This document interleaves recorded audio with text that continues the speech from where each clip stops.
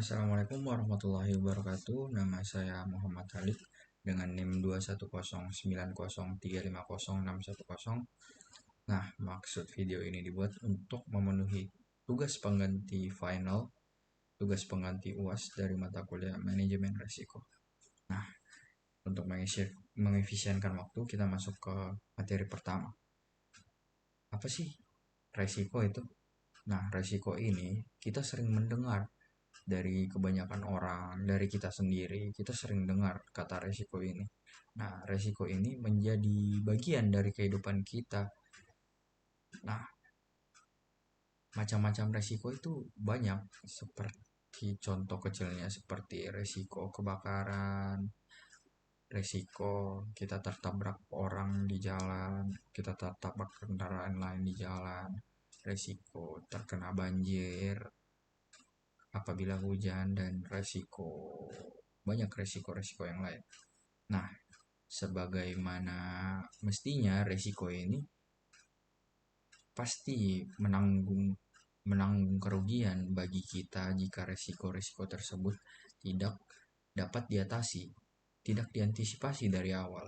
Nah, resiko ini dikaitkan dengan kemungkinan atau kejadian-kejadian atau keadaan-keadaan yang dapat mengancam pencapaian tujuan dari organisasi dan sasaran dari organisasi itu sendiri. Sebagaimana yang kita sepakati, kita membuat perusahaan untuk mencapai profit yang sebesar-besarnya.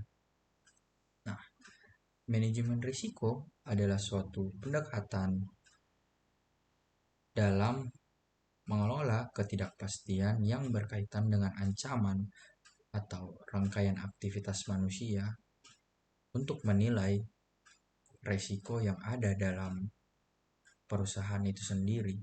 Nah, rangkaian aktivitas yang dimaksud itu seperti pengembangan strategi, pengelolaan mitigasi risiko, dan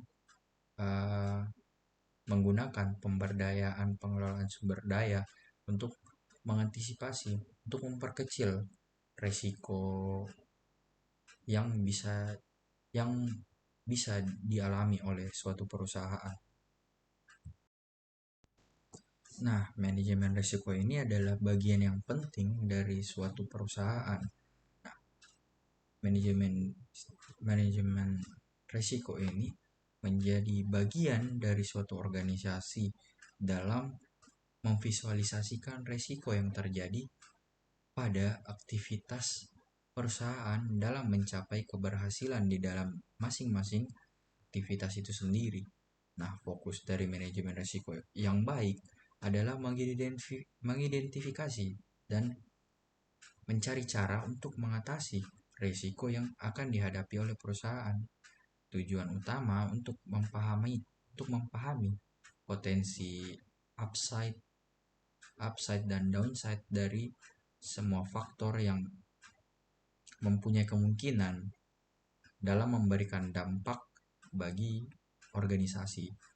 Nah, manajemen risiko ini meningkatkan kemungkinan sukses, mengurangi kemungkinan kegagalan, dan menghindari ketidakpastian dalam memimpin perusahaan itu sendiri.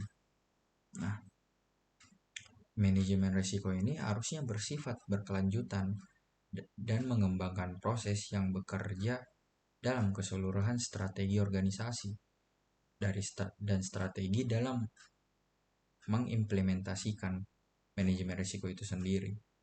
Nah, manajemen risiko itu seharusnya ditujukan untuk menanggulangi suatu perusahaan sesuai dengan metode yang digunakan dalam melaksanakan aktivitas dalam suatu perusahaan di masa lalu, di masa kini, dan di masa yang akan datang.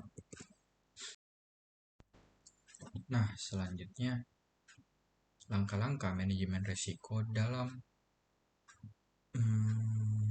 mengantisipasi risiko itu sendiri. Nah, yang pertama manajemen risiko harus lakukan adalah mengidentifikasi risiko tersebut. Nah, mengidentifikasi risiko ini menjadi proses analisa untuk menemukan resiko-resiko yang potensial terhadap perusahaan dengan cara melakukan pendekatan yang sistematis untuk menentukan berapa sih kerugian potensial yang bakal terjadi apabila resiko ini terjadi begitu. Nah, salah satu cara untuk melakukan identifikasi adalah dengan mengklasifikasikan kerugian dalam satu notes gitu, satu checklist seperti kerugian hak milik, eh, kewajiban mengganti kerugian, dan kerugian sumber daya manusia, kerugian personalia. Nah, notes atau checklist ini dibangun jauh untuk menemukan kemungkinan resiko dan menjelaskan jenis-jenis kerugian yang akan dihadapi oleh organisasi atau perusahaan itu sendiri. Nah, setelah melakukan identifikasi resiko, maka tahap berikutnya adalah pengukuran resiko dengan cara melihat apakah resiko ini besar potensinya terjadi dan apakah resiko ini kerusakannya besar bagi perusahaan atau organisasi. Nah, penentuan penentuan kemungkinan terjadi ini sangatlah subjektif dan berdasarkan pengalaman dari organisasi itu sendiri. Nah, beberapa resiko itu memang mudah untuk diukur, tapi sulit untuk eh, sulit untuk diukur diukur kapan terjadinya gitu. Nah, sehingga pada tahap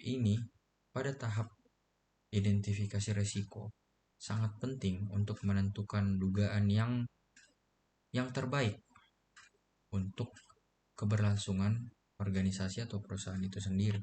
Nah, yang ketiga, setelah mengidentifikasi, menganalisa, dan merencanakan resiko yang bakal muncul gitu, bagian pentingnya itu kita harus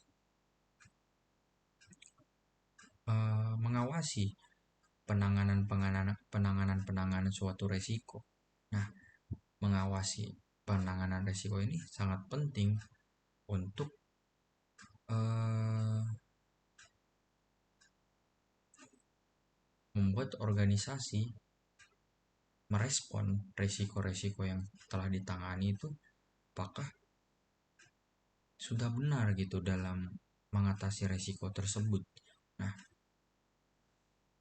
yang keempat adalah mengevaluasi analisa resiko yang bakal terjadi gitu.